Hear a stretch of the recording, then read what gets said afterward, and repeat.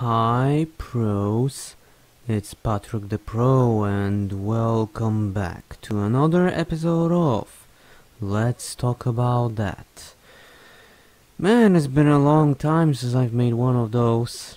I know I say that a lot, but it really was a long time. Anyways, last time...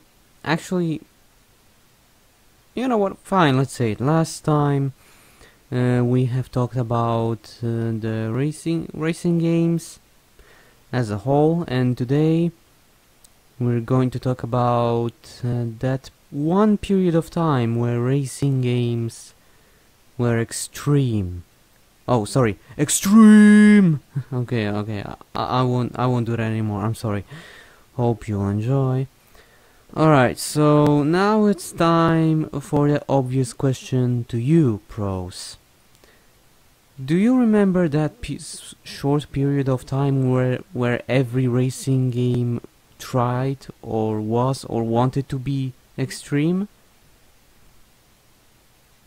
No? Weird. Well, then this is the perfect video for you because we're going to talk about that. Okay, so... what period of time am I referring to?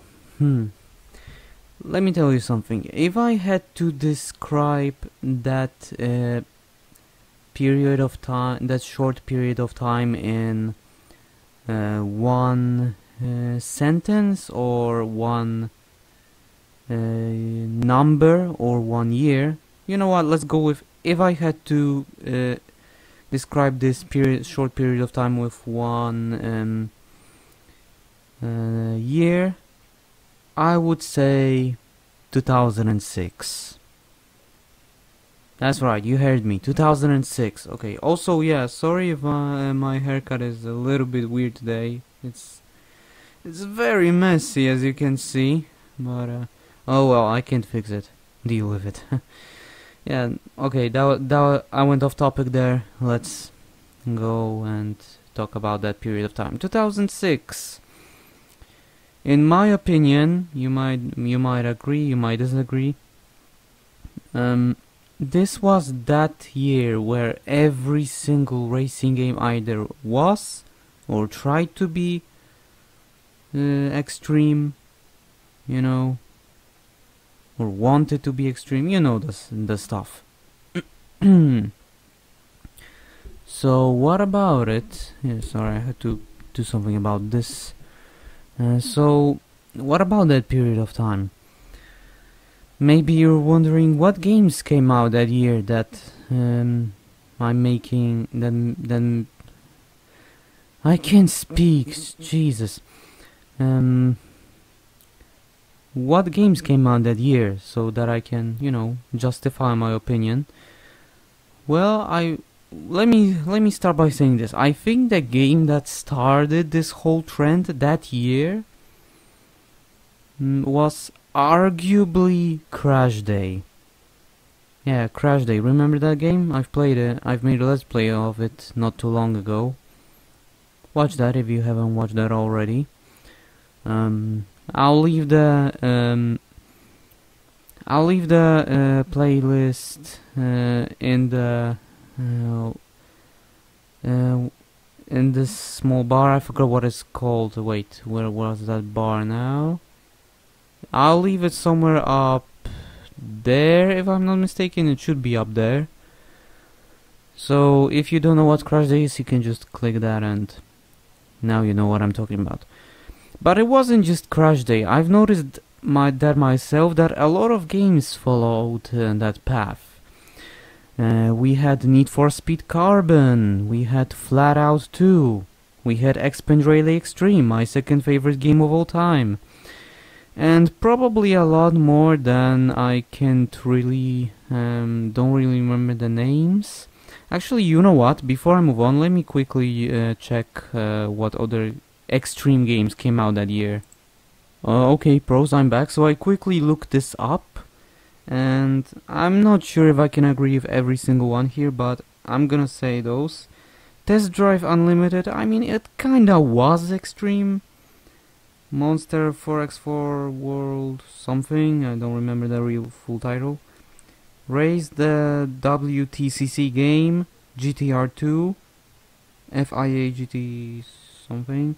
The Cars 1 game, you know, the movie. Cars the movie. Motorstorm.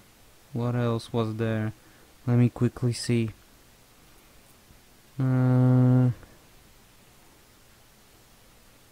I would say that's... I mean, there were a lot of racing games that year, but... yeah. But just to give you an idea, you know, Flat Out 2, Crash Day, Need for Speed Carbon, Test Drive Unlimited, Motorstorm, and probably some others than you can, if you know any more extreme games, you can tell me in the comments down below. Oh yeah, and of course X Train Extreme, how can I forget about that? How can I forget about that, sorry, I had to save myself there. Alright, now time to move on to the next part of the topic. So, you know, those, now I believe those were the games that that started this whole trend. Now, short description of the games, and of those extreme games. I think Crash Day is the perfect example of an extreme game. So you got all those amazing cars with howling engines and mini pew-pews and double boom-booms, you know. Boom booms everywhere, crashes everywhere, stunts, those wrecking matches. What else was there?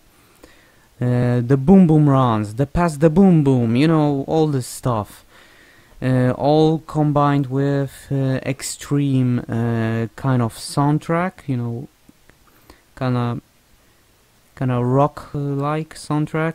Yeah, it's rock. It's rock soundtrack. What else was there? I'm just trying to remember. I do remember the game quite well, but I'm still trying to remember. Amazing for at that time. Amazing, you know, destruction physics. How beautiful the cars looked even when they were destroyed, you know, parts flying everywhere. Like I've said before, and I'll say it again, boom booms everywhere. Crazy stuff, man. Yeah, all combining with the game modes, and you got a crazy game. Now, of course, not every game has to follow that formula, but I'll talk about that in a moment. Not every game followed that formula. There were a lot of people tried to be like Crash Day at that time, you know. Flat Out 2 is the perfect example. Except, I think when it comes to crashes, that game was actually much more extreme than Crash Day. Not only you have parts flying everywhere, but your car gets so damaged in this game. You can just destroy the environment, basically. Everything was movable, everything was destructible. And that's also kind of what made Flat Out 2 good, in my opinion. There was a lot of stuff to love about Flat Out 2. The amazing track design, the stages design, you know, the tracks, the game modes. You know, most notable one I think is the Destruction Derby, because at the time everything tried to be that a Destruction Derby game as well. So that's also one. That's also one of the most common things back in 2006. So you know. We're talking about racing games, of course, if you just forgot for some reason. Man, a lot of these games, yeah, like I've said, they follow that formula. But like I've said before, And now it's time where I can properly say it. Not every game has to follow that formula. Some of those games followed that formula, but they made it its own thing, and I think the perfect example here is Really Xtreme.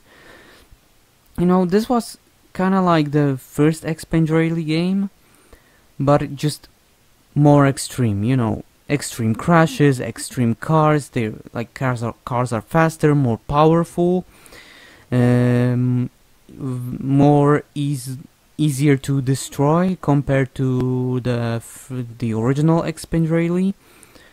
There were those, you know, remember those off-road stages, extreme off-road stages, or yeah, extreme off-road stages where you were in this. Well, I can't really call it a monster truck, but there were there was this group Xtreme, you know. There were those supercars and those 4x4 cars, those giant, massive cars. I'm talking about those giant, massive cars. You raced against 3 other opponents, and well, you kind of destroyed yourself on the way rather than you destroyed them, but it still counts. The destruction physics were amazing, even though they're pretty much the same as Really 1. But I didn't have a problem with that, and I still don't have a problem with that. I like that mechanic. I think when it comes to Really Xtreme, one thing was also different from all these other games, you know, like Crash Day and Flat Out 2. You could also game end yourself, you know, the driver, and that's, I think, what also made it stand out from the rest. Alright, now another thing to talk about. Were those games good? Was this a good thing for the racing genre? Yeah, pretty much. I mean, at least I think so. I personally like that. I personally like the fact that the games were really extreme back then. I don't know, maybe because the 2 year just before that year, you know, 2004, 2005, you had those regular racing games. You know, you go from point A to point B. It's like a WRC game, you know. Well, Jesus, I can speak. It's like a WRC. You know, you have your standard track. You go from point A to point B, and that was it, pretty much. Now, of course, I'm not saying that era was bad. It was also really good. Some of my favorite racing games were from that era. But yeah, but personally, I think that was a good thing that that racing genre tried something different, tried to be more extreme. Also, yeah, nitro and boost mechanics were really popular at that time, so that also added to the extreme factor. So yeah, I don't think I have that much to say about it, honestly. Alright, now it's time to talk about another important thing. Did that trend live on? No, not really. I mean, 1 year after that, after all of this, basically 2007, we got Colin McRae Dirt, or just Dirt in general. And this game didn't try to be extreme anymore. It was just your it was, you know, we went from extreme racing games to back to the, you know, regular point A to point B racing games. I mean, I don't have a problem with that. Like, Colin McRae Dirt, you know, Dirt 1 is a good game. I like it. I'm just saying that the trend didn't manage to live on. Sure, some developers tried to keep things extreme, like for example, a few years after 2006 there was Burnout Paradise. Yeah, Burnout Paradise. It also had those extreme mechanics, extreme crashes. What was it? Extreme style of gameplay. No, all that kind of stuff. Man,